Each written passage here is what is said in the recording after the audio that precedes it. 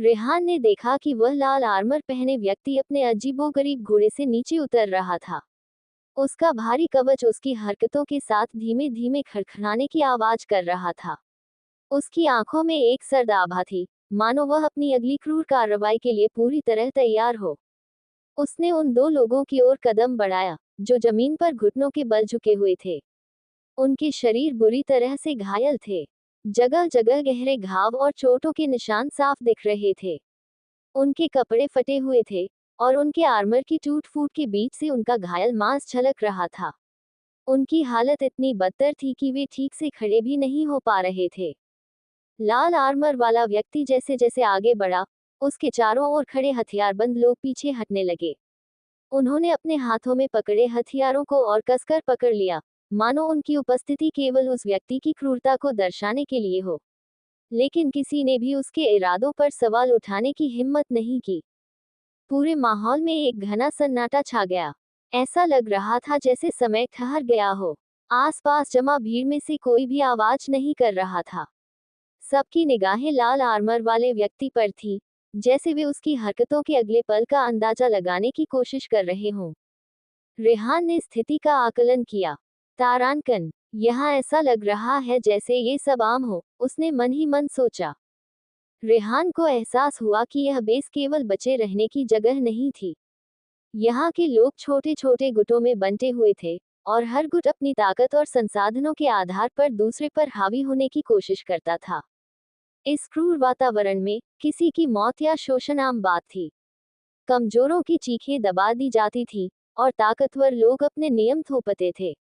यहाँ हर दिन ऐसी घटनाएं होती थी, और किसी के पास इसे रोकने की हिम्मत या इच्छा नहीं थी। लाल आर्मर वाला व्यक्ति अब उन दो घुटनों पर बैठे लोगों के एकदम पास पहुंच चुका था।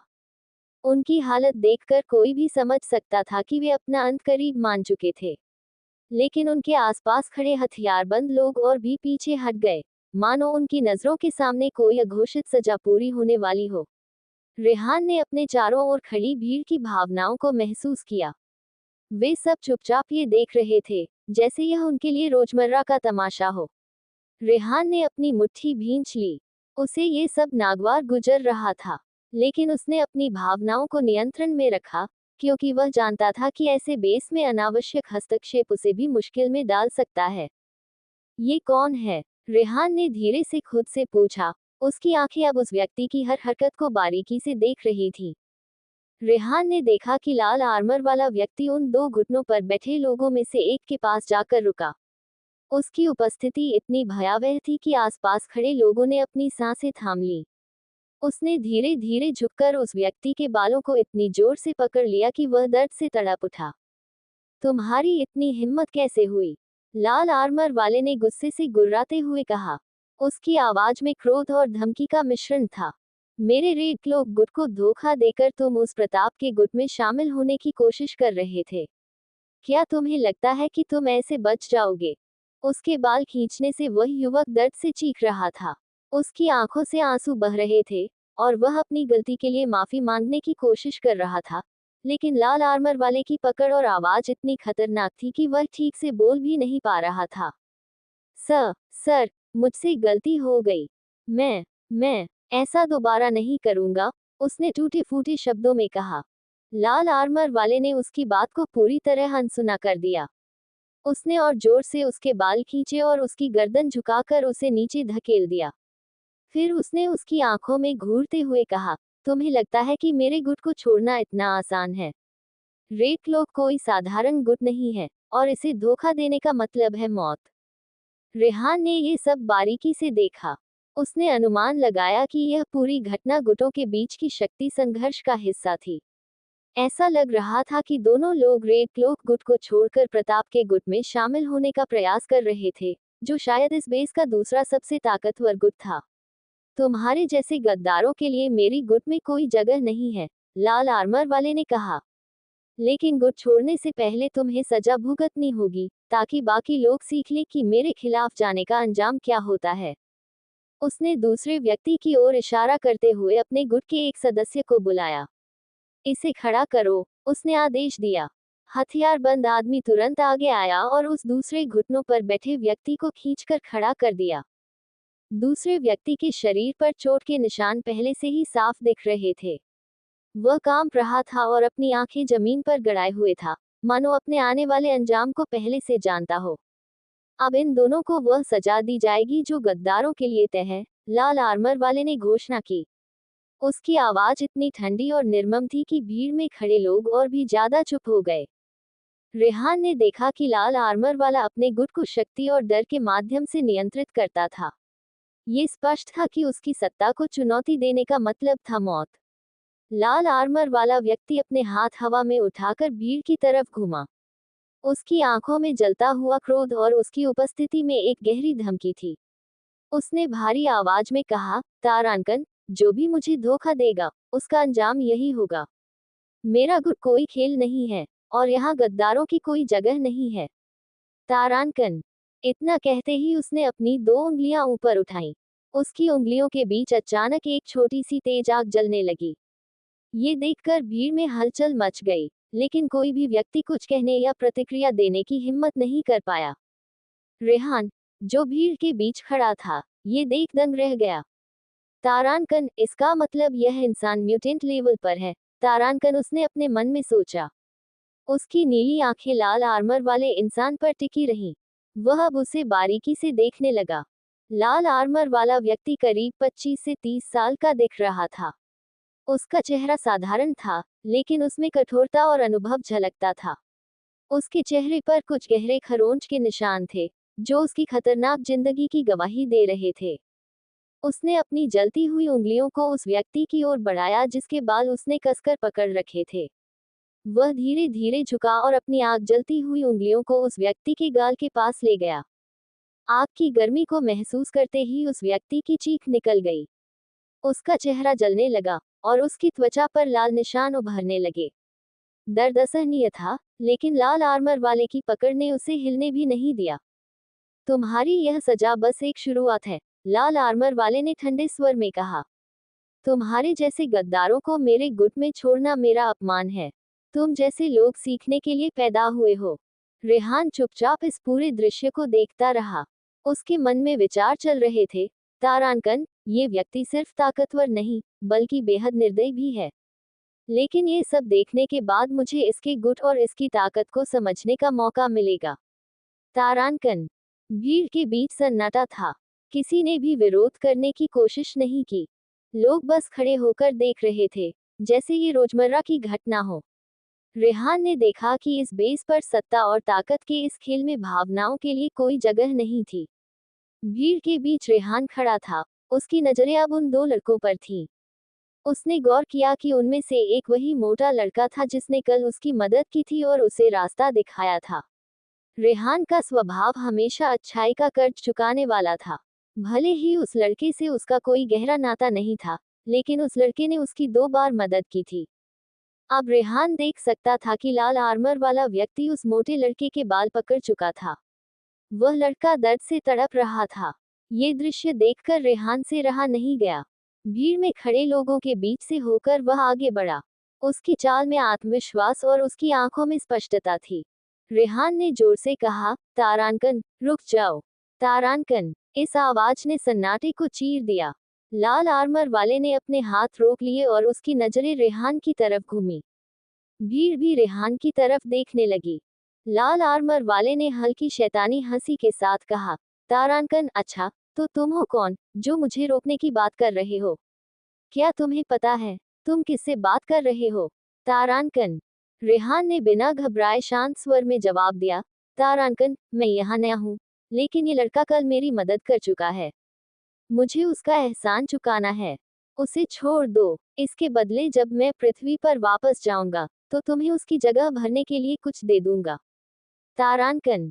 लाल आर्मर वाले ने अपने सिर को थोड़ा झुकाया और रेहान को ऊपर से नीचे तक देखा। फिर उसने हंसते हुए कहा, तारानकन, अच्छा बच्चे, तुम ये सोचते हो कि तुम्हारे पास इतने पैसे हैं कि तुम इसे खरीद सको, और तुम में इतनी हिम्मत है कि तुम मेरे सामने बोल सको। लेकिन बच्चे, तुमने यहाँ बहुत बड़ी गलती कर दी है। तारानकन। रेहान ने अब भी अपनी आवाज शांत रखी। उसने कहा, तारानकन, मुझे नहीं पता कि मैंने कौन सी गलती की है। लेकिन इतना जरूर जानता हूँ कि तुम यहाँ गलत कर रहे हो। तारांकन। रेहान की यह बात सुनकर लाल आर्मर वाले के चेहरे पर क्रोध के भाव और गहरे हो गए। भीड़ में हलचल होने लगी। रेहान ने एक गहरी सांस ली और दृढ़ता से कहा, तारांकन, वैसे भी ये जगह तुम्हारी नहीं है। इसे मिलिट्री ने बनाया है, न कि तुमने। तो तुम किस हक से खुद को इस जगह का राजा समझते हो? लाल आर्मर वाले ने रेहान को बेहद खतरनाक निगाहों से देखा। उसकी आंखें गुस्से और आक्रोश से लाल हो गईं। उसने कहा, तारांकन, बच्चे, तुम आग से खेल रहे हो और तुम्हें ये भी नहीं पता कि इसका अंजाम क्या हो सकता है। तारांकन। लेकिन रेहान ने बिना डरे कहा, तारांकन, मुझे अंजाम की परवाह नहीं, लेकिन जो सही है वो सही है, और ये लड़का गद्दार नहीं है। तारांकन। ये सुनकर भीड़ में खुसफुसाहट शुरू हो गई। सबकी निगाहें अब रेहान और लाल आर्मर वाले पर टिकी थी। ये पहली बार था जब किसी ने लाल आर्मर वाले के खिलाफ इस तरह बोलने की हिम्मत दिखाई थी। रेहान ने लाल आर्मर वाले व्यक्ति की धमकी भरी बातों और उसकी खतरनाक निगाहों का सामना करते हुए कहा, तारांकन, अगर तुम आग हो तो मैं पानी हूँ। आग कितनी भी भड़क जाए, पानी उसे बुझा ही देता है। लाल आर्मर वाला व्यक्ति ठठाकर हंसा। उसकी हंसी में क्रूरता और घमंड की झलक थी। उसने अपनी जलती हुई उंगलियां हवा में घुमाई और कहा, तारांकन, बच्चे, तुम्हें शायद अपनी जान की कीमत का अंदाजा नहीं है, लेकिन ये जगह केवल ताकतवरों की है, और तुम जैसे नए लोग यहाँ बोलने से पहले 100 बार सोचते हैं। तारांकन। रेहान ने अपनी जगह से हटे बिना ठंडे और स्थिर स्वर में जवाब दिया, तारांकन, ताकतवर वही होता है जो दूसरों की रक्षा कर सके। दूसरों को कुचलने वाला ताकतवर नहीं, बल्कि कमजोर होता है। तारांकन। ये सुनकर भीड़ में एक बार फिर हलचल मच गई। लोग फुसफुसाने लगे कि यह नया लड़का, जो शायद पहली बार यहाँ आया है, इतनी हिम्मत कर कैसे रहा है। लाल आर्मर वाले ने फैटी के बालों को और जोर से खींचा और रेहान की ओर कदम बढ़ाते हुए कहा, तारांकन, तुम्हें लगता है कि तुम मुझे रोक सकते हो, या तुम यह मानते हो कि तुम्हारी यह बहादुरी यहाँ किसी काम की है? तारांकन। रेहान ने अपने हाथ पीछे बांधे और अपनी जगह पर खड़ा रहा। उसने अपनी नीली आंखों से लाल आर्मर वाले व्यक्ति की ओर देखा और कहा, तारांकन, मैंने पहले ही कहा, इसने मेरी मदद की थी। अगर तुम्हें इसे सजा देनी है तो पहले मुझे हराना होगा, लेकिन याद रखना, मैं किसी से डरता नहीं। तारांकन। लाल आर्मर वाले की आंखों में क्रोध के साथ साथ हैरानी भी थी। उसे लगा कि यह लड़का या तो बहुत भोला है या फिर उसके पास सच में कुछ ऐसी ताकत है जो उसे इतना निर्भीक बना रही है।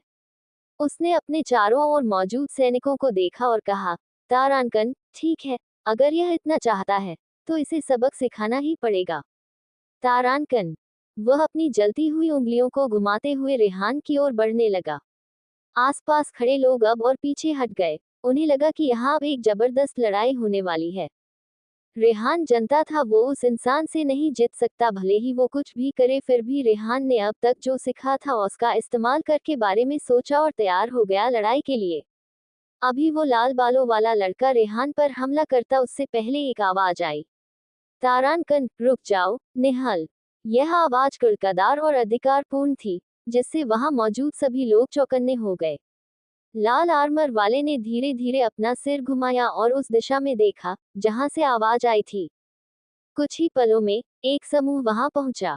करीब 20 लोग थे, जिनमें से कुछ ने सफेद यूनिफॉर्म पहन रखी थी, जबकि बाकी ने मजबूत आर्मर पहन रखा था।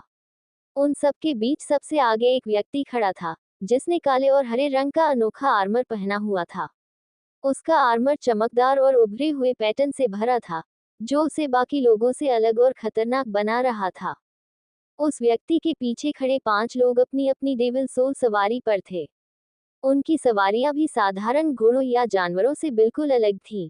एक भेड़िया घोड़ा, वुल्फ हॉर्स, एक विशालकाय प्राणी जिसका शरीर घोड़े जैसा था लेकिन चेहरा और पंजे भेड़िए जैसे। उसकी आंखों में गहरी लाल चमक थी। 2 शैतान जैसा दिखने वाला प्राणी। तारांकन, उसकी काया मानवीय थी लेकिन उसका चेहरा किसी राक्षस जैसा था। उसके काले सींग और चमकीले हरे धब्बे उसकी भयावहता बढ़ा रहे थे। 3 तीसरी सवारी। तारांकन, एक विशालकाय उड़ने वाला पक्षी, जिसका शरीर काला और पर फॉस्फोरसेंट हरे रंग के थे। 4 चौथी सवारी। तारानकन एक सींग वाला विशाल बैल, जिसकी आंखें क्रोध और शक्ति से भरी हुई थी। 5. 5वीं सवारी। तारानकन एक ऐसा जानवर, जो किसी ड्रैगन और मगरमच्छ का मिला जुला रूप लग रहा था। उसकी काया मजबूत और दांत बेहद खतरनाक थे। तारानकन, निहाल। तारानकन काले हरे आर्मर वाले व्यक्ति ने आगे बढ़ते हुए कहा। उसकी आवाज गहरी और गूंजती हुई थी। ऐसा लग रहा था कि वह आदमी न केवल ताकतवर है, बल्कि उसकी उपस्थिति ही दूसरों को डराने के लिए काफी है। भीड़ ने तुरंत उसके लिए रास्ता बनाया। लाल आर्मर वाला इंसान, जिसे निहाल कहा गया था, ने उस व्यक्ति की तरफ देखा। वह गुस्से में तो था, लेकिन उसकी आंखों में हल्का सा डर भी झलक रहा था। तारानकन, तुम्हारी हिम्मत कैसे हुई? तारानकन काले हरे आर्मर वाले व्यक्ति ने कहा।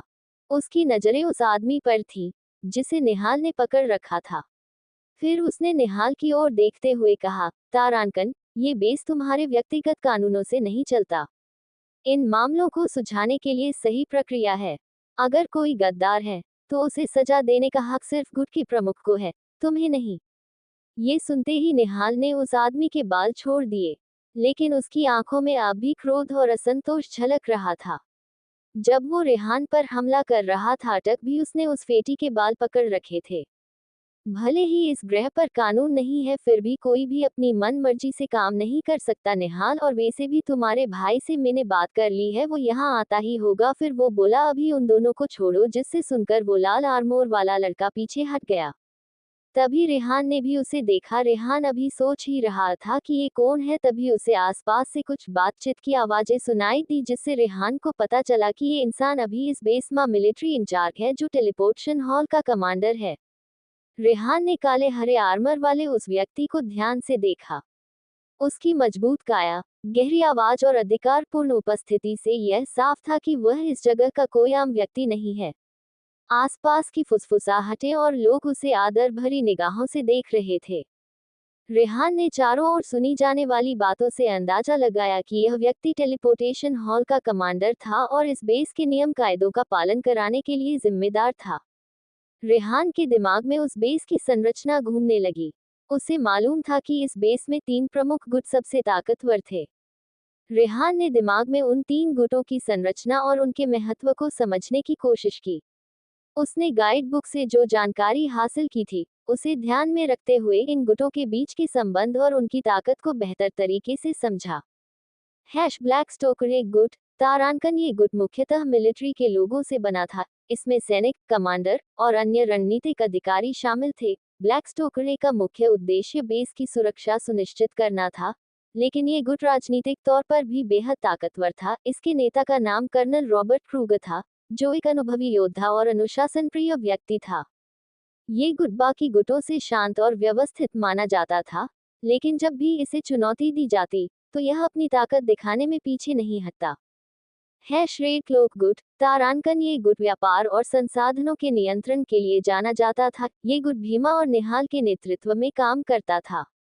भीमा, जो बड़े भाई और गुट का प्रमुख था, अधिकतर समय बेस 5 में रहता था। भीमा और निहाल का मुख्य व्यापार चिरजीत, दुर्लभ ऊर्जा संसाधन और अन्य कच्चे माल का आदान प्रदान करना था। बेस 21 में निहाल रेड क्लोक गुट का संचालन करता था और अपनी क्रूरता और आक्रामकता के लिए जाना जाता था। ये गुट ताकतवर था, लेकिन इसकी गतिविधियां अक्सर विवादास्पद और सीमाओं को लांघने वाली होती थी। सिल्वर फाल्कन गुट। तारानकन, ये गुट हाल ही में बना था और इसकी स्थापना को अभी केवल 1 साल हुआ था। इसकी सबसे अनोखी बात ये थी कि इसका नेतृत्व एक महिला करती थी। उस महिला की पहचान एक रहस्य थी। केवल इतना पता था कि वह बेस 5 के किसी उच्च पद से जुड़ी हुई है और असाधारण रणनीतिक कौशल रखती है। सिल्वर फाल्कन गुट अपनी तेजी और कुशलता के लिए जाना जाता था। वे तकनीक और आधुनिक हथियारों का प्रभावी उपयोग करते थे। इस गुट के सदस्यों में न केवल योद्धा, बल्कि वैज्ञानिक और इंजीनियर भी शामिल थे, जो इसे और अधिक खतरनाक बनाते थे। रेहान को जानकारी कैसे मिली? रेहान को ये सारी जानकारी गाइड बुक से मिली थी, जो हर नए सदस्य को दी जाती थी। गाइड बुक में बेस की संरचना, नियम और प्रमुख गुटों की जानकारी दी गई थी। ये जानकारी कोई रहस्य नहीं थी, क्योंकि बेस में रहने वाले सभी लोगों को इन गुटों के बारे में पता होना चाहिए था। कमांडर का सामना। रेहान ने एक गहरी सांस ली और अपनी स्थिति को समझने की कोशिश की। अब तक जो हुआ वह केवल एक शुरुआत थी। कमांडर, जिसने अभी निहाल को रोका था, ने रेहान की ओर देखा और कहा, तारांकन, तुम नए हो और अब तक जीवित हो, ये तुम्हारी किस्मत है। लेकिन आगे बढ़ने के लिए तुम्हें अपनी ताकत और समझ का प्रदर्शन करना होगा। बेस 21 में केवल वही टिकता है जो खुद को साबित करता है। तारांकन। रेहान ने उसकी बात का जवाब नहीं दिया, लेकिन उसकी आंखों में दृढ़ता साफ दिख रही थी। उसने सोच लिया था कि चाहे जो भी हो, वह अपनी जगह बनाएगा और इन ताकतवर गुटों के बीच अपनी पहचान स्थापित करेगा। कमांडर रॉबर्ट की फटकार। कमांडर रॉबर्ट ने अपनी गहरी, अधिकारपूर्ण आवाज में निहाल की ओर देखा और कहा, तारांकन, निहाल, बेस के अंदर इस तरह की हरकतें बर्दाश्त नहीं की जाएंगी। हम चुप हैं, इसका मतलब यह नहीं कि तुम जो चाहे कर सकते हो। हमें भी ऊपर जवाब देना होता है। तारांकन। निहाल, जो पहले से ही गुस्से में था, ने रॉबर्ट की बात सुनी और अपने गुस्से को जबरदस्ती दबा लिया। उसे अच्छी तरह पता था कि रॉबर्ट से उलझना आसान नहीं है। भले ही रॉबर्ट फिलहाल बेस 21 में कमांडर के रूप में तैनात था, लेकिन उसका पृथ्वी के मिलिट्री परिवार से गहरा नाता था। इसके अलावा, रॉबर्ट की सीक्रेट ब्लड लेवल पावर उसे और भी खतरनाक बनाती थी। ये शक्ति केवल कुछ चुनिंदा लोगों के पास होती थी, और इसे समझ पाना निहाल के बस की बात नहीं थी। निहाल जानता था कि उसका भाई भीमा ने उसे साफ मना किया था कि मिलिट्री से जुड़े किसी व्यक्ति के साथ पंगा नहीं लेना है, वरना वो लोग हमारे बिजनेस में दाखिले दे सकते हैं। इसलिए रेहान ने अपने पर पीछे खींचने में ही भलाई समझी। दरअसल भले ही वो लोग ये सब व्यापार करते थे, पर उसने कुछ बार रास्ते में मिलिट्री की जरूरत होती थी, इसलिए वो मिलिट्री के लोगों से पंगा नहीं ले सकते थे। अपनी झुंझलाहट को काबू में रखते हुए निहाल ने कहा, तारांकन, ठीक है कमांडर। तारांकन। थोड़ी देर चुप रहने के बाद निहाल ने एक हल्की हंसी के साथ कहा, तारांकन, मैं तो बस इन लोगों को ये सिखा रहा था कि धोखा देने का अंजाम क्या हो सकता है। मेरे गुट में कोई भी मुझे धोखा देने की हिम्मत न करे, इसके लिए यह जरूरी था। तारांकन। इतना कहकर निहाल अपनी विशाल और डरावनी सवारी पर चढ़ गया। उसकी सवारी के पंजों की आवाज पूरे बेस में गूंज उठी। लेकिन जाने से पहले निहाल ने रेहान की ओर देखा। उसकी आंखों में अजीब सी चमक थी। उसने हल्की मुस्कान के साथ कहा, तारांकन, बच्चे, अभी तुम नए हो, लेकिन मुझे तुम्हारी हिम्मत पसंद आई। चलो, देखते हैं आगे तुम्हारा सफर कैसा रहता है। तारांकन। ये कहते ही निहाल ने अपनी सवारी को एड़ी मारी, और वह तेज रफ्तार से वहां से चला गया। उसकी सवारी की गति से बेस की जमीन पर धूल का बादल उठ गया, और सभी लोग उसे जाते हुए देखते रहे।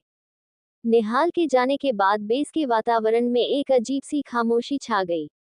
लोग एक दूसरे की ओर देखकर फुसफुसा रहे थे। ये पहली बार था कि किसी नए व्यक्ति ने निहाल जैसे खतरनाक व्यक्ति का सामना करने की हिम्मत दिखाई थी। कमांडर रॉबर्ट ने भी रेहान की ओर देखा, लेकिन कुछ नहीं कहा। उसकी नजरों में अब भी एक सख्ती थी, लेकिन कहीं न कहीं उसने रेहान की हिम्मत को सराहा। रेहान, जो अब तक चुप था, अपने विचारों में डूबा हुआ था। उसने सोचा, तारांकन, ये जगह जितनी दिखती है, उससे कहीं ज्यादा खतरनाक है। मुझे बहुत सावधानी से कदम उठाने होंगे। तारांकन। कमांडर रॉबर्ट ने फिर से अपनी गहरी आवाज में कहा, तारांकन, ये नाटक खत्म हो गया। सभी अपने अपने काम पर लौट जाओ। तारांकन। भीड़ धीरे धीरे तितर बितर होने लगी, लेकिन रेहान के बारे में फुसफुसाहट अब भी जारी थी। जैसे ही भीड़ छंटी, कमांडर रॉबर्ट ने गहरी आवाज में आदेश दिया, तारांकन, इन दोनों को तुरंत हॉस्पिटल ले जाओ। उनके घाव गंभीर लग रहे हैं। ध्यान रहे, उन्हें समय पर इलाज मिले। तारांकन। मोटा लड़का, जो पहले ही घायल और थका हुआ था, रेहान के पास आया। उसने धीरे से रेहान का कंधा पकड़ा और बोला, तारांकन, तुमने ऐसा करने की क्या जरूरत थी? अब तुम भी इन सब झगड़ों में फंस गए हो। निहाल बहुत निर्दयी है, वह तुम्हें नहीं छोड़ेगा। तारांकन। रेहान ने उसकी बात को शांत लेकिन दृढ़ आवाज में काटते हुए कहा, तारांकन, चिंता मत करो। यह मेरा फैसला था, और मुझे अपने फैसलों पर कभी पछतावा नहीं हुआ। तारांकन। रेहान के शब्दों में आत्मविश्वास झलक रहा था। उसने आगे कहा, तारांकन, मुझे किसी और की राय सुनना पसंद नहीं है। मैं वही करता हूँ जो मुझे सही लगता है। तारांकन। मोटा लड़का रेहान के इस उत्तर से हक्का बक्का रह गया। उसने कुछ और कहने की कोशिश की, लेकिन शब्द उसकी जुबान पर ही अटक गए। उसने चुपचाप रेहान की ओर देखा, जैसे उसे समझने की कोशिश कर रहा हो। फिर वह धीमे कदमों से वहां से चला गया। कमांडर रॉबर्ट, जो अब तक सब कुछ देख और सुन रहा था, रेहान के पास आया। उसने रेहान को सिर से पांव तक ध्यान से देखा। उसकी नजरें रेहान के मास्क पर टिकी। तुमने मास्क क्यों पहना है? रॉबर्ट ने गंभीरता से पूछा। रेहान ने उसकी आंखों में देखते हुए एक पल की खामोशी के बाद कहा, तारांकन, यह मेरी पहचान है। मुझे इसे हटाने की जरूरत महसूस नहीं होती।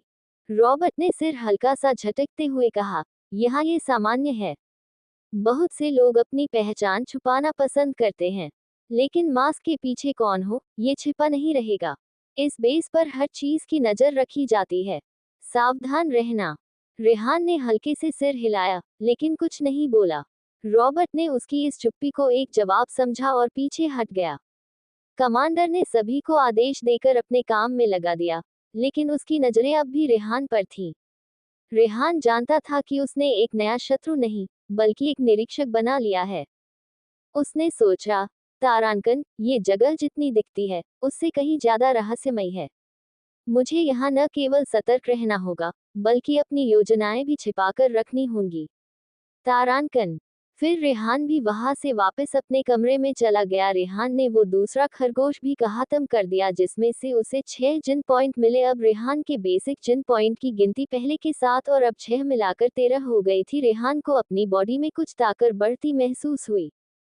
फिर रेहान ने अगले दिन के शिकार की तैयारी की। अब तक रात भी हो गई थी। रेहान बिस्तर पर लेट गया और खुद से ही बोला, शायद इस बार मैंने बहुत बड़ी मुसीबत मोड़ ले ली है। रेहान ने अपने दिल को शांत किया और कहा, अब मुझे जल्द से जल्द ताकतवर होने पर फोकस करना चाहिए। इतना सोच वो सो गया।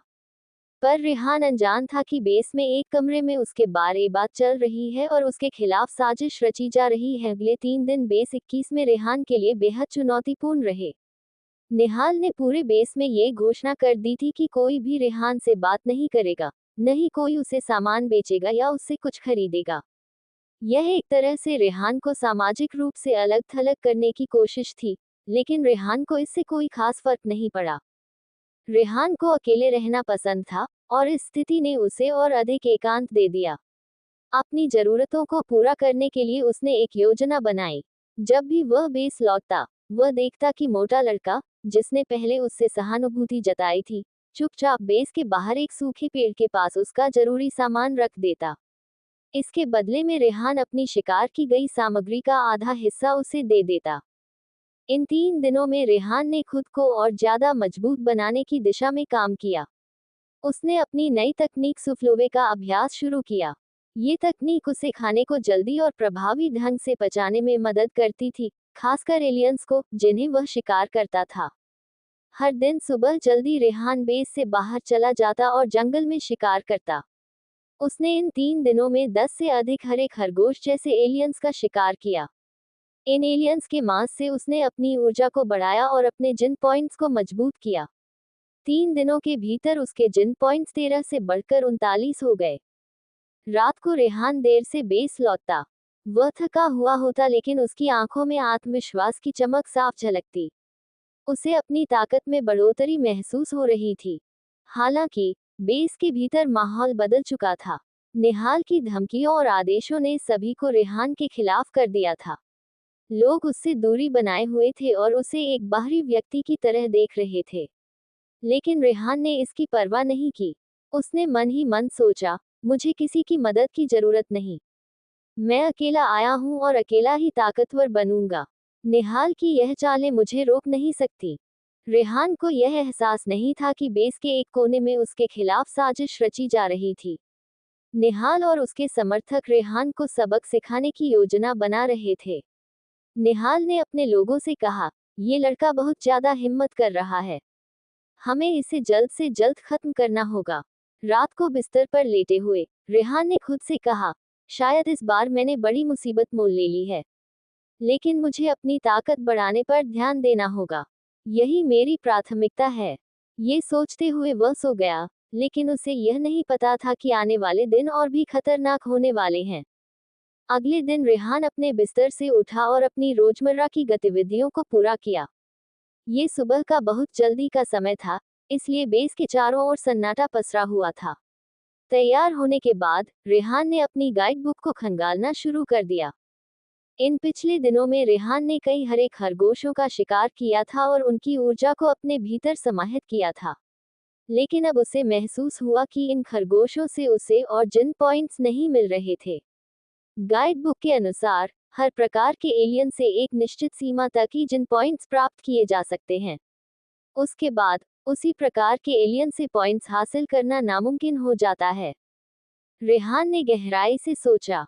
इन दिनों उसने जो मेहनत की थी, उससे उसके जिन पॉइंट्स की संख्या अब 39 हो चुकी थी। लेकिन एक बात उसे खटक रही थी, अब तक उसे एक भी डेविल सोल नहीं मिली थी। डेविल सोल के बिना वह अपने ब्लैक ऑर्ब से बने खंजर की ताकत पर पूरी तरह भरोसा नहीं कर सकता था। ब्लैक ऑर्ब से बना यह खंजर बेहद शक्तिशाली था, लेकिन इसकी ताकत सीमित थी। कुछ बेहद मजबूत एलियंस, जिनकी त्वचा लोहे से भी कठोर होती है, इस खंजर के वार को झेल सकते थे। रेहान को समझ आ गया कि उसे जल्द से जल्द किसी डेविल सोल की जरूरत है ताकि वो आसानी से थोड़े ताकतवर एलियन को मार सके। गाइड बुक को और ध्यान से पढ़ने के बाद उसकी नज़र ब्लैकवुड माउंटेन पर पड़ने वाले एक चट्टानी इलाके पर गई। वहां के विवरण में लिखा था कि उस क्षेत्र में एक खास प्रकार का एलियन पाया जाता है। यह एलियन एक विशाल झींगे जैसा दिखता है और बेहद खतरनाक होता है। रेहान ने इस एलियन को शिकार बनाने का फैसला किया। उसे इस झींगा जैसे एलियन की डेविल सोल की बेहद जरूरत थी। इसके अलावा ये शिकार उसके लिए एक नया और चुनौतीपूर्ण अनुभव हो सकता था। अब मुझे और समय बर्बाद नहीं करना चाहिए, रेहान ने खुद से कहा। उसने अपनी तैयारियों का जायजा लिया और ब्लैकवुड माउंटेन के चट्टानी इलाके की ओर जाने की योजना बनाने लगा। रेहान पूरी तैयारी के साथ अपने घर से बाहर निकला। वह सीधा उस दिशा में बढ़ा जहां गाइड बुक में उल्लेखित झींगा जैसा एलियन पाया जाता था। उसका इरादा स्पष्ट था, उस एलियन की डेविल सोल हासिल करनी थी। ये सोल एक खास प्रकार का चाकू बनने के लिए जानी जाती थी, जो सामान्य चाकू से थोड़ा बड़ा और बेहद घातक होता है।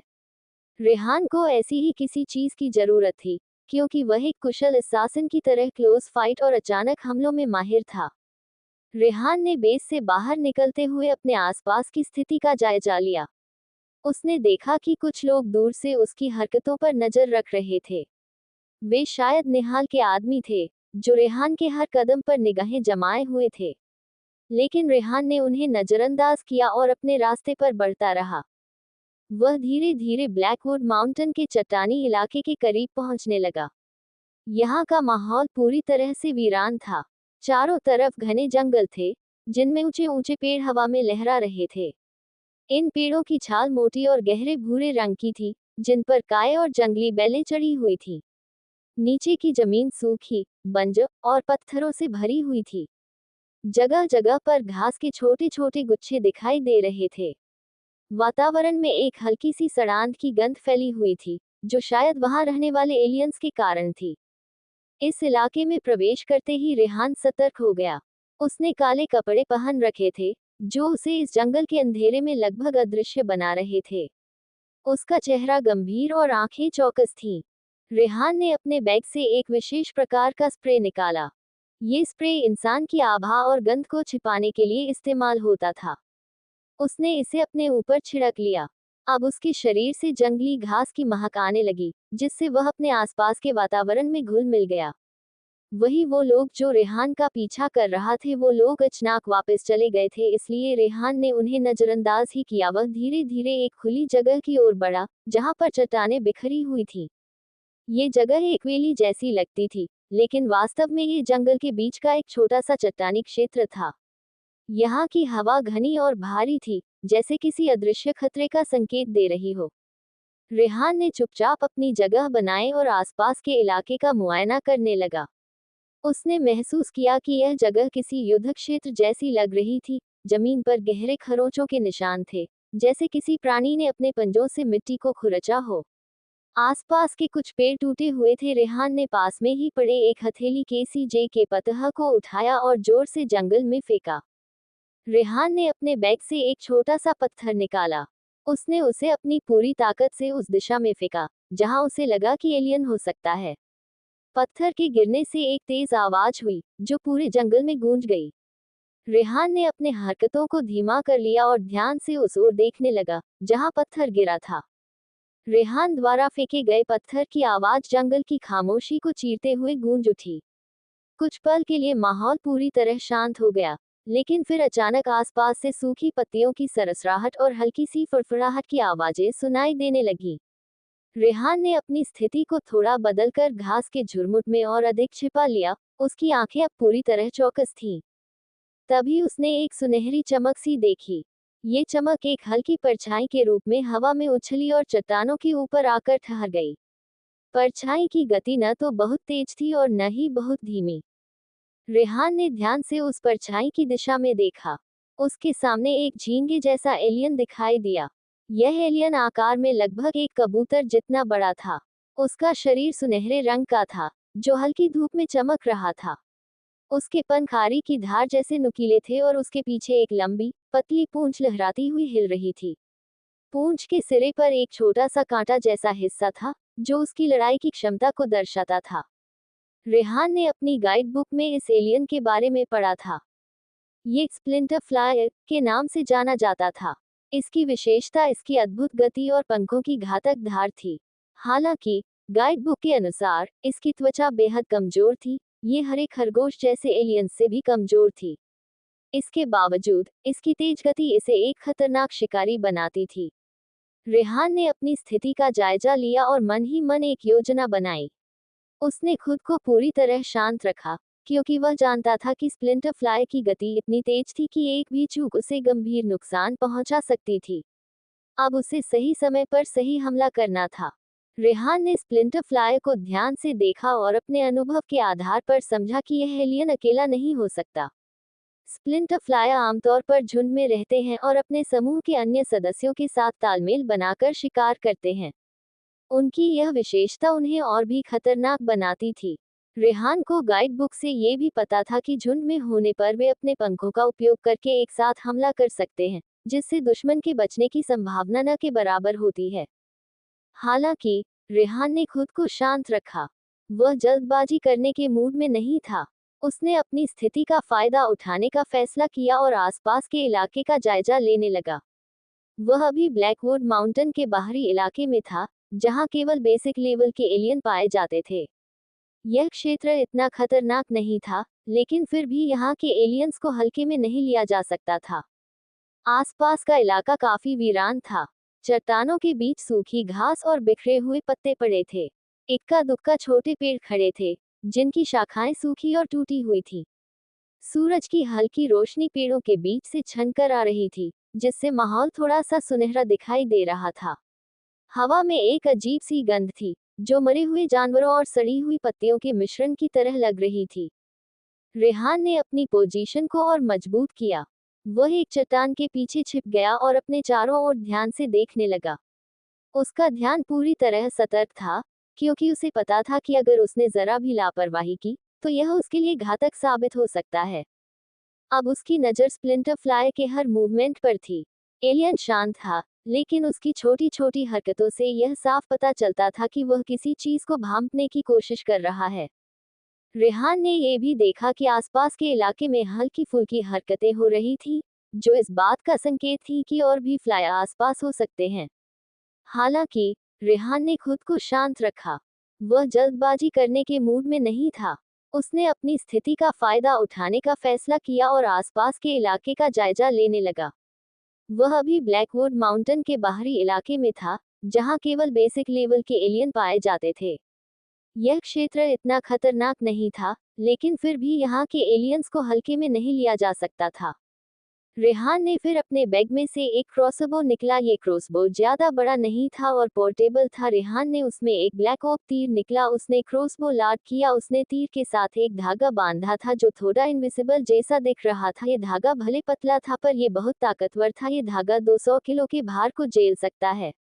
रेहान ने अपना निशाना उस चट्टान के ऊपर बैठे एलियन की ऊपर साधा और तीर छोड़ दिया। सिप। जैसे ही रेहान ने तीर छोड़ा, तीर ने हवा में सन्नाटे को चीरते हुए सिप की आवाज पैदा की। तीर सीधा स्प्लिंटर फ्लाई की तरफ बढ़ रहा था। एलियन ने अपनी तेज गति और संवेदनशीलता का इस्तेमाल किया और तीर की दिशा को भांप लिया। जैसे ही तीर उसके करीब पहुंचा, उसने तेजी से अपनी दिशा बदली और चट्टान के दूसरी तरफ उछल गया। लेकिन रेहान इसके लिए पहले से तैयार था। उसने पहले तीर छोड़ते ही दूसरा तीर तैयार कर लिया था। जैसे ही स्प्लिंटर फ्लाई अपनी स्थिति बदलने के लिए उछला, रेहान ने अनुमान लगाया कि वह कहां जाएगा। उसके अनुभव और समझदारी ने उसे सही निर्णय लेने में मदद की। उसने दूसरा तीर तुरंत उसी दिशा में छोड़ दिया जहां उसे लगा कि एलियन जाएगा। जैसे ही स्प्लिंटर फ्लाई चट्टान की दूसरी तरफ उछला, अचानक ची की तेज आवाज आई। यह एलियन की चीख थी, जो उसकी हार की गवाही दे रही थी। रेहान का दूसरा तीर बिल्कुल सटीक निशाने पर लगा। तीर सीधे एलियन के सिर में घुस गया और उसने तुरंत ही दम तोड़ दिया। जैसे ही रेहान ने स्प्लिंटर फ्लाई को मार गिराया, उसकी पॉवर स्क्रीन पर मैसेज आया जिसे पढ़कर वो थोड़ा खुश हो गया। आपने एक स्प्लिंटर फ्लाई को मार गिराया है, आपने एक डेविल सोल हासिल की है। 0 से 10 तक जिन पॉइंट हासिल करने के लिए इसका मास्क आंसू में करें। आप इसका मास्क कंज्यूम कर सकते हैं।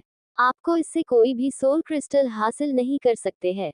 पर वो अभी खुश नहीं हो सकता था। उसने वापस अपना ध्यान उस तरफ लगाया। उस स्प्लिंटर फ्लाई चीख ने आसपास के जंगल को गूंजा दिया। ये चीख जुन के अन्य एलियंस के लिए खतरे का संकेत बन गई। घनी झाड़ियों और चट्टानों के पीछे से कई स्प्लिंटर फ्लाई बाहर निकलने लगे। उनकी चमकती हुई आंखें और सतर्क व्यवहार उन्हें अधिक खतरनाक बना रहा था। चारों ओर से वे रेहान की उपस्थिति का पता लगाने के लिए अपनी तेज दृष्टि और सूंघने की क्षमता का इस्तेमाल कर रहे थे। रेहान ने स्थिति को तुरंत समझ लिया। उसने धागे की मदद से मरे हुए फ्लाई को अपनी ओर खींचा और बिना वक्त गंवाए उसे अपने बैग में डाल लिया। अब उसका इरादा वहां से जल्द निकलने का था। लेकिन जैसे ही वह आगे बढ़ने वाला था, अचानक उसकी नज़र फ्लाई के झुंड पर पड़ी। उनमें से एक फ्लाई बाकी सभी से अलग था। ये फ्लाई गोल्डन रंग और चमकीले हरे रंग की झिलमिलाती त्वचा वाला था और आकार में भी अन्य फ्लाई से बड़ा था। रेहान ने जैसे ही चट्टान के पीछे से झांक कर देखा, उसने उस गोल्डन और हरे रंग के बड़े स्प्लिंटर फ्लाई को ऊंची चट्टान पर बैठे हुए पाया। वह फ्लाई अपने बड़े चमकदार पंख फैलाकर चारों ओर नजरें दौड़ा रहा था, मानो हर हरकत पर नजर रख रहा हो। उसके आसपास करीब 100 से भी अधिक स्प्लिंटर फ्लाई थे, जो पूरी सतर्कता से इधर उधर घूम रहे थे। रेहान की सांसें तेज हो गईं। उसने अपने मन में कहा, अरे यार, ये नोविस लेवल एलियन यहाँ कैसे आ गया? इसे तो इस जंगल के अंदर होना चाहिए था और ये इतनी बड़ी संख्या में यहाँ क्या कर रहे हैं? उस गाइड बुक वाले ने मुझे बेवकूफ बनाया। यहाँ सिर्फ कुछ 1 दर्जन या 10-15 होने चाहिए, यहाँ तो 100 से भी ज्यादा है और एक नोविचे लेवल फ्लायर। वह इस स्थिति से निकलने का रास्ता सोच ही रहा था कि उसकी नजर अचानक पीछे की ओर गई। झाड़ियों के बीच से एक हल्की सी चमक दिखाई दी। रेहान ने ध्यान से देखा और उसकी आंखें चौंक गईं। वह चमक किसी धातु से आ रही थी, एक क्रॉसबो।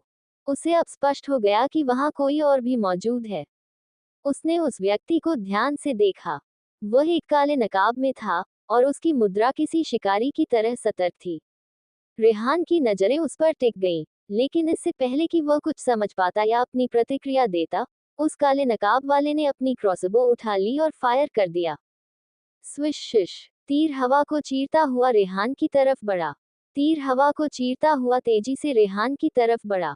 रेहान ने खुद को बचाने के लिए झुकते हुए सोचा कि यह तीर उसकी तरफ आ रहा है, लेकिन वह तीर उसके बगल से गुजरता हुआ चट्टान के पार चला गया और सीधे नोविस लेवल फ्लाई की तरफ बढ़ा। रेहान ये देख चौंक गया। तीर फ्लाई के पास पहुंच चुका था, लेकिन फ्लाई की तेज प्रतिक्रियात्मक क्षमता ने उसे बचा लिया। फ्लाई तुरंत रास्ते से हट गया, लेकिन इस बीच उसने उस तीर की दिशा को देख लिया और तुरंत यह समझ गया कि हमला किस दिशा से हुआ है। भले ही यह एलियन पूरी तरह से इंसानों जैसा समझदार न हो, लेकिन हमले की दिशा का पता लगाने में सक्षम था। उसकी बड़ी चमकती आंखों में एक खतरनाक चमक उभरी और उसने एक जोरदार चीख निकाली। वह अब उस दिशा की ओर बढ़ने लगा जहां रेहान छिपा हुआ था। रेहान ने ये देखा और तुरंत सतर्क हो गया। उसने अपनी स्थिति को भांपते हुए कहा, तारानकन, अब इस जगह पर रुकना मौत को बुलाने जैसा होगा। तारानकन, उसने अपना बैग उठाया और तुरंत वहां से भागने की तैयारी की। इसी बीच जब रेहान एलियन से बचने की योजना बना रहा था, उसने नोटिस किया कि वह नकाबपोश व्यक्ति, जिसने तीर चलाया था, अचानक गायब हो गया। रेहान को ये भी पता नहीं चला कि वह कब और कहां चला गया। तारानकन, ये बंदा कौन था और उसने फ्लायर पर हमला क्यों किया? तारानकन, रेहान ने मन ही मन सोचा। हालांकि उसके पास इन सवालों का जवाब ढूंढने का समय नहीं था। उसने अपनी दिशा तय की और वहां से तेजी से भागना शुरू कर दिया। पीछे से फ्लायर की आवाजें और उसकी चीखें तेजी से करीब आ रही थी, लेकिन रेहान ने अपनी पूरी ताकत से दौड़ लगाई, ये सोचते हुए कि उसे किसी भी कीमत पर इनसे दूर निकलना होगा। रेहान ने तुरंत अपने दिमाग में एक योजना बनाई। उसने अपने शरीर की सारी ऊर्जा को केंद्रित करते हुए अपनी storm foot technique, footwork skill का उपयोग किया, जो उसने पहले सीखी थी।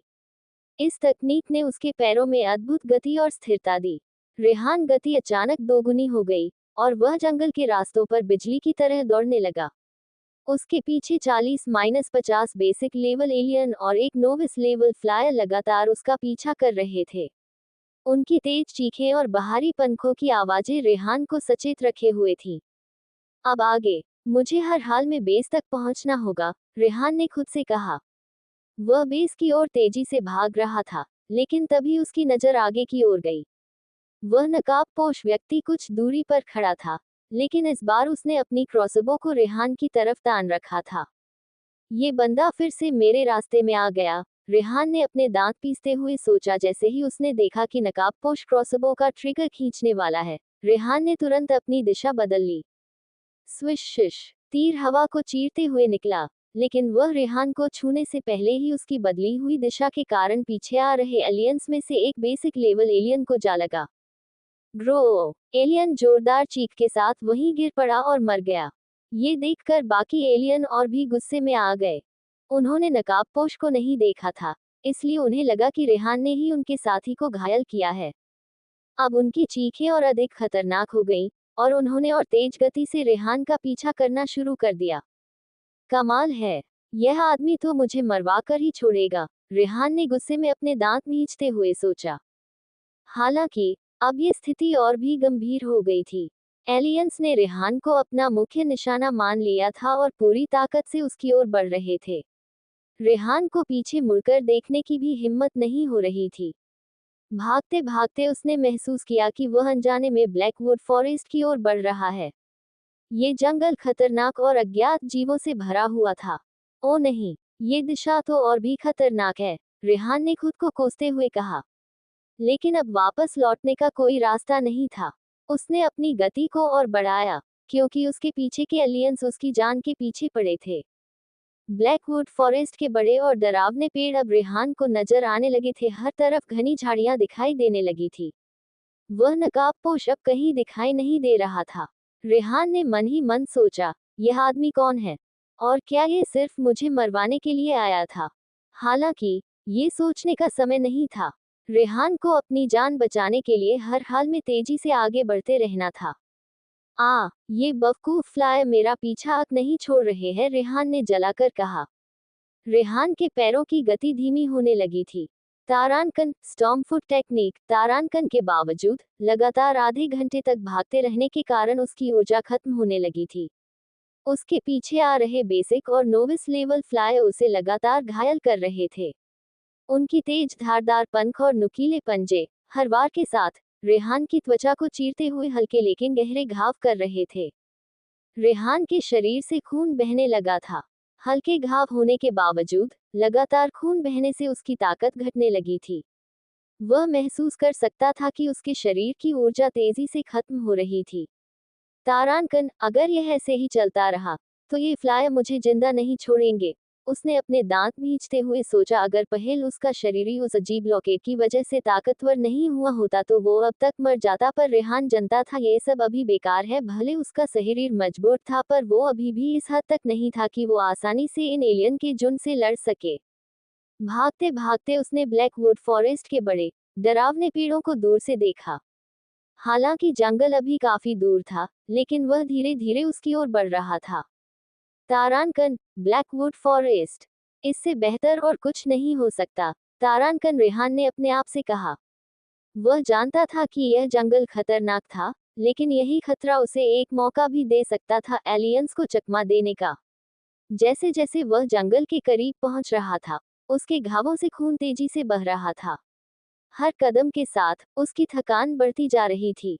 तारांकन, अगर ये यूं ही चलता रहा तो मैं खुद ही गिर जाऊंगा, तारांकन उसने सोचा। तभी उसने महसूस किया कि वो लॉकेट जो उसके अंदर समा गया था हल्का हल्का गर्म होने लगा है। ये वही रहस्यमय लॉकेट था जो उसे उसकी माँ ने दिया था। रेहान को ये लॉकेट हमेशा से अजीब लगता था, लेकिन वह इसका रहस्य अब तक समझ नहीं पाया था। जैसे ही रेहान ने लॉकेट को छूने की कोशिश की, उसके अंदर कुछ चमकने लगा। के उसके लॉकेट में मौजूद क्रिस्टल, जिसे उसने पहले देखा था, अचानक तेज रोशनी से चमकने लगा। उस क्रिस्टल से एक सफेद रोशनी निकलकर रेहान के शरीर में प्रवेश करने लगी। ये रोशनी गर्म और सुकून देने वाली थी। तारांकन, यह क्या हो रहा है? तारांकन, रेहान ने हैरानी से सोचा। उसे महसूस हुआ कि वह सफेद रोशनी उसके घावों को तेजी से ठीक कर रही थी। वह खून, जो अभी तक लगातार बह रहा था, धीरे धीरे रुकने लगा। घाव भरने लगे थे, मानो समय को पीछे ले जाया जा रहा हो। रेहान को ऐसा लगा जैसे उसके अंदर कोई जंजीरें थी, जो अब टूट गई हैं। उसकी थकान अचानक कम होने लगी। जैसे ही सफेद रोशनी उसके शरीर में पूरी तरह समा गई, रेहान ने महसूस किया कि उसके शरीर में ऊर्जा का एक नया संचार हो रहा है। यह ऊर्जा गर्म और तीव्र थी, लेकिन उसे सुकून और आत्मविश्वास दे रही थी। उसने महसूस किया कि उसकी त्वचा अब और भी कठोर हो गई थी। जिन घावों ने उसकी ताकत को कम कर दिया था, वे अब पूरी तरह ठीक हो चुके थे। ये देख रेहान के चेहरे पर हल्की स्माइल आ गई। वो अपने मन में ही बोला, आखिरकार मैंने ब्लड सूता का पहला पड़ाव पार आ लिया। अगर मैं बेस में होता तो जरूर इसे सेलिब्रेट करता, रेहान ने सोचा। नई ऊर्जा से भरपूर, रेहान ने अपनी तारांकन स्टॉर्मफुट टेक्निक तारांकन का फिर से उपयोग किया। इस बार उसकी गति पहले से भी तेज हो गई थी। तारांकन, अब मैं इन फ्लाई को दिखाऊंगा कि मैं कौन हूँ, तारांकन उसने आत्मविश्वास से सोचा। जंगल के पास पहुंचते ही उसने महसूस किया कि फ्लाई अब भी उसके पीछे हैं, लेकिन उनकी दूरी थोड़ी बढ़ गई है। अब रेहान का लक्ष्य स्पष्ट था, ब्लैकवुड फॉरेस्ट में प्रवेश करना और इन खतरनाक एलियंस को चकमा देकर बच निकलना। रेहान अपने शरीर की सारी ताकत लगाकर ब्लैकवुड फॉरेस्ट की ओर भागता जा रहा था। पीछे से बेसिक और नोविस लेवल के फ्लायर्स की आवाजें अब भी उसका पीछा कर रही थी, लेकिन उनकी गति में थोड़ी गिरावट आई थी। रेहान को इसका एहसास होते ही लगा कि उसे अब थोड़ा समय मिल सकता है। शायद ये लोग ब्लैकवुड फॉरेस्ट के करीब नहीं आना चाहते, उसने राहत की सांस लेते हुए सोचा। ये जंगल अपने खतरनाक जीवों और अज्ञात रहस्यों के लिए कुख्यात था। जंगल के पास जैसे ही रेहान जंगल के बाहरी हिस्से में पहुंचा, उसने महसूस किया कि फ्लायर्स ने अपनी गति और दूरी कम कर दी थी। उनकी भयानक चीखें अब दूर से ही सुनाई दे रही थीं। रेहान ने राहत की एक छोटी सी सांस ली और एक सुरक्षित जगह खोजने लगा। कुछ ही देर में उसे एक बड़ा पत्थर दिखाई दिया, जो घनी झाड़ियों के बीच आधा छिपा हुआ था। पत्थर की सतह सपाट और ठंडी थी। यहीं रुककर थोड़ी देर आराम कर लेता हूँ, उसने खुद से कहा। जैसे ही वह पत्थर पर लेटा, उसके शरीर का हर कोना दर्द से कराह रहा था। उसकी मांसपेशियां थकावट और लगातार भागने की वजह से अकड़ चुकी थीं। भले ही मैंने ब्लड सूत्र का पहला लेवल पार कर लिया है, लेकिन ये सफर इतना आसान नहीं है, उसने गहरी सांस लेते हुए सोचा। शरीर में बदलाव का एहसास। जमीन पर लेटे लेटे रेहान को अपने शरीर में कुछ अजीब सा महसूस हुआ। वह अभी इसे समझने में पूरी तरह सक्षम नहीं था, लेकिन ऐसा लग रहा था जैसे उसके शरीर की बनावट बदल रही हो। उसने धीरे धीरे अपनी बाहों को उठाया और अपनी हथेलियों को देखा। उसकी त्वचा पहले से ज्यादा सख्त और चमकदार लग रही थी। क्या ये सफेद रोशनी का असर है? उसने आश्चर्य से सोचा। उसका ध्यान अपने उन घावों पर गया, जो कुछ देर पहले तक खून बहा रहे थे। अब वे पूरी तरह भर चुके थे, और उनकी जगह केवल हल्के निशान बाकी थे। इस लॉकेट ने सच में कमाल कर दिया, उसने मन ही मन कहा। थकावट और दर्द। हालांकि घाव भर चुके थे, लेकिन लगातार भागने और लड़ने की वजह से उसके शरीर में थकावट का असर अब भी बना हुआ था। उसकी मांसपेशियां खिंचाव महसूस कर रही थी, और हर सांस उसके लिए भारी लग रही थी। उसने अपनी आंखें बंद की और कुछ देर के लिए सिर्फ अपनी सांसों पर ध्यान केंद्रित किया। ठंडी हवा उसके थके हुए शरीर को राहत दे रही थी। ये सब कुछ कितना अजीब है, रेहान ने खुद से कहा। मैंने ब्लड सूत्र का पहला लेवल पार कर लिया, लेकिन मुझे अभी भी यह नहीं पता कि यह मेरे लिए कितना बड़ा वरदान है। फिर रेहान ने अपने बैग में से कुछ एलियन को और छोटे छोटे जहरीले जीवों को दूर रखने के लिए अपने आसपास कुछ दवाइयां फैला दी। फिर वो उस पत्थर पर ही अपनी आंखें बंद करके लेट गया और अपनी सांसों पर काबू करने की कोशिश करने लगा। ऐसे ही 1 घंटा निकाल गया, तक जाकर रेहान ने अपनी आंखें खोली और अपनी हालत की जांच की। अब उसे शरीर में दर्द नहीं था, पर अभी भी कुछ खिंचाव था। रेहान ने अपनी हालत की जांच की और अपने बैग से एक बोतल निकली जिसने कुछ गोलियां राखी हुई थी। उनमें से एक खाली, उसके अंदर गर्मी फैल गई और जो छोटे मोटे घाव रह गए थे वो और थकावट दोनों दूर होने लगी। रेहान खड़ा हुआ और अपने पैर मोड़कर बैठ गया और अपने अंदर झांकने लगा। रेहान ने देखा उसके अंदर ज्यादा कोई बदलाव नहीं हुए, पर उसकी त्वचा और ज्यादा सख्त हो गई थी और उसके एनर्जी फ्लो भी घना हो गया था। पर भी उसके अंदर तत्व का कोई निशान नहीं था, लेकिन उसे अपने आसपास के वातावरण में अग्नि तत्व के साथ एक संपर्क हो ऐसा महसूस हो रहा था। भले ही एक हल्का एहसास था, उसके साथ ही उसके अंदर का खून भी थोड़ा गाढ़ा हो गया हो ऐसा लग रहा था। रेहान ने ध्यान दिया, उसकी आंखें भी थोड़ी तेज हो गई थी। वो अब उससे कुछ दूर पड़ी चीज भी वो आसानी से देख पा रहा था। उसके बाकी के सेंसर्स भी तेज हो गए थे। रेहान ने अपनी हालत की गहराई से जांच की। उसने देखा कि उसकी त्वचा पहले से अधिक सख्त और चमकदार हो गई थी। पर जैसे ही उसने अपने कपड़ों पर ध्यान दिया, उसे एहसास हुआ कि लेवल पार करने के दौरान उसके शरीर से निकली गंदगी ने कपड़ों को चिपचिपा और धूल धूसरित बना दिया था।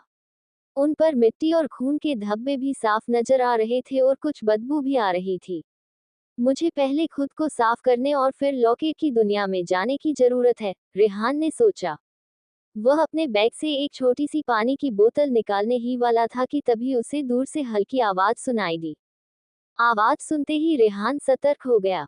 उसकी इंद्रियां, जो अब पहले से अधिक तेज थी, उसे चारों ओर की हर छोटी हलचल का एहसास करा रही थी। उसने तुरंत लॉकेट की दुनिया में जाने का ख्याल छोड़ दिया। ये जगह वाकई खतरनाक है। मुझे पहले इस आवाज की जांच करनी चाहिए, उसने मन ही मन कहा। रेहान खड़ा हुआ, अपना बैग कंधे पर टांगा और अपनी पसंदीदा काली खंजर अपने हाथ में पकड़ ली। खंजर की धार पर हल्की चमक थी, जो अंधेरे में भी साफ दिख रही थी। जैसे ही रेहान आगे बढ़ने वाला था, उसे अचानक याद आया कि उसने पहले जो फ्लाई मारा था, उससे उसे एक डेविल सोल मिली थी। ये तो मैं भूल ही गया था, लेकिन मेरे पास इसे रखने के लिए कोई कंटेनर तो है ही नहीं, रेहान ने झुंझलाते हुए कहा। वह कुछ पल के लिए रुका और सोचने लगा। फिर उसके दिमाग में लॉकेट का ख्याल आया। आशा करता हूँ कि यह लॉकेट वैसा ही काम करे जैसा मैंने सोचा था।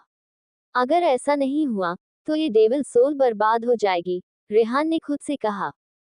रेहान ने अपने लॉकेट को हाथ में लिया और गहरी सांस ली।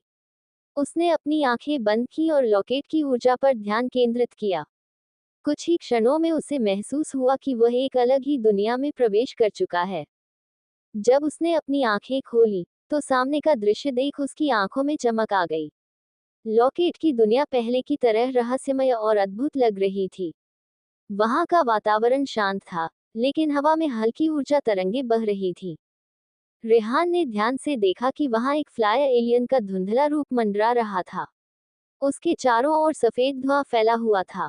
तो यह है उस डेविल सोल का असली रूप, रेहान ने मुस्कुराते हुए कहा। डेविल सोल का उपयोग, रेहान ने मन में डेविल सोल के बारे में सोचना शुरू किया। जैसे ही उसने इसका नाम लिया, सामने एक चमकदार स्क्रीन प्रकट हुई। स्क्रीन पर जानकारी लिखी हुई थी। नाम, बेसिक लेवल स्प्लिंटर फ्लायरल की डेविल सोल टाइप, हथियार प्रकार विशेषता, शॉर्ट नाइफ दिखावट, गोल्डन ब्लेड, लगभग 25 सेमी लंबी, निंजा के हथियार जैसी संरचना।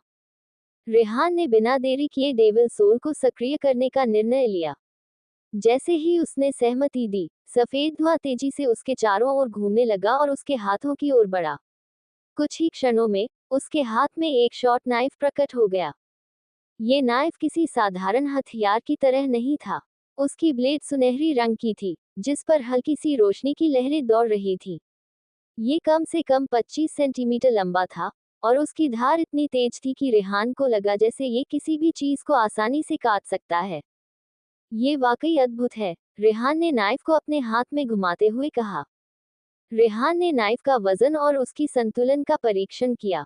यह उसके हाथ में पूरी तरह फिट बैठ रहा था, जैसे यह विशेष रूप से उसके लिए ही बना हो।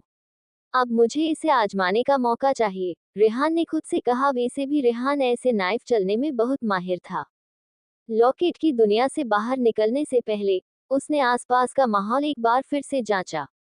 ये सुनिश्चित करने के बाद कि सब कुछ ठीक है, उसने लॉकेट की ऊर्जा को निष्क्रिय किया और वापस वास्तविक दुनिया में लौट आया। वास्तविक दुनिया में लौटते ही रेहान ने नाइफ को वापस रख दिया। वह अब पूरी तरह सतर्क था। दूर से आती आवाजें अभी भी उसे विचलित कर रही थीं। रेहान ने सोचा, एकच है, अब मुझे शिकार करते वक्त ये बेकार से कहनाचर का भर उठाकर नहीं रखना पड़ेगा। डेविल सोल हमेशा जब चाहे बुलाए और वापस भेजा जा सकती है, और अगर डेविल जब तक पूरी तरह नष्ट नहीं हो जाती है तब तक वो खुद ही वापस ठीक हो सकती है। इस नाइफ के साथ मैं अब और भी खतरनाक परिस्थितियों का सामना करने के लिए तैयार हूँ, उसने आत्मविश्वास से सोचा। रेहान ने अपने बैग को कसकर पकड़ा, खंजर और नाइफ दोनों को संभाला और आवाज की दिशा में धीरे धीरे कदम बढ़ाने लगा। रेहान ने देखा है आवाजें फॉरेस्ट के बाहर से ही आ रही थी। रेहान धीरे धीरे उस तरफ बढ़ने लगा। रेहान ने अपनी उपस्थिति छिपाने के लिए अपने उस पर एक स्प्रे डाला, फिर वो आगे बढ़ने लगा। कुछ देर आगे चलने के बाद रेहान को कुछ लड़ाई की आवाज भी आने लगी। लगता है वहां आगे शिकार चल रहा है। वहां पर कुछ इंसानों की भी आवाज आ रही थी। रेहान जल्दी गया और दूर एक पतह के पीछे छिप गया और अपने सामने का नजारा देखने लगा। रेहान ने ध्यान से सुना और फिर वह धीरे धीरे एक पत्थर के पीछे छिप गया। उसकी सारी इंद्रियां सजग हो गई थी। जैसे ही उसने और करीब से देखा, उसने उन अजीब एलियंस को देखा। ये एलियंस भेड़ियों जैसे थे, लेकिन उनकी संरचना बहुत अधिक डरावनी और खतरनाक थी। उनके शरीर की संरचना कुछ ऐसी थी कि उनकी पीठ पर छोटे छोटे कांटे उभरे हुए थे, जो उन्हें और भी अधिक खतरनाक बना रहे थे। उनका चेहरा काले और गहरे रंग का था, जिसमें पीले और हरे रंग की चमकदार आंखें झलक रही थीं। उनकी त्वचा में कुछ अजीब सी चिपचिपाहट थी, जैसे उनकी त्वचा किसी तरह की रक्षा कवच जैसी हो, जो उन्हें त्वरित हमला करने में मदद करता था। रेहान के दिमाग में एक विचार आया, ये तो कुछ अलग ही तरह के एलियन हैं, बिल्कुल नए। संघर्ष में भागीदार लोग। रेहान ने देखा कि इन एलियंस के साथ कुछ लोग भी संघर्ष कर रहे थे। उनमें से हर एक ने डेविल सोल आर्मर पहना हुआ था, जो उनके शरीर को एक खतरनाक और अविनाशी रूप दे रहा था। ये लोग, जो लगभग 20 की संख्या में थे, किसी विशाल युद्ध के लिए तैयार लग रहे थे। उनका चेहरा नहीं दिख रहा था, क्योंकि उनके आर्मर ने पूरी तरह से उन्हें ढक लिया था, लेकिन उनके आर्मर की गुणवत्ता और संरचना से यह जाहिर हो रहा था कि ये लोग कोई मामूली सैनिक नहीं हैं। ये कौन हो सकते हैं? रेहान ने सोचा, इतने मजबूत और खतरनाक आर्मर पहने लोग, क्या ये कोई गुट है? रेहान ने उनके पास जान एक फिसला छोड़ दिया। वैसे भी उसकी कल ही बेस के एक बड़े गुट से लड़ाई हो गई है और वो अब कोई नया कांत नहीं चाहता था, इसलिए रेहान ने दूर रहने का फैसला किया।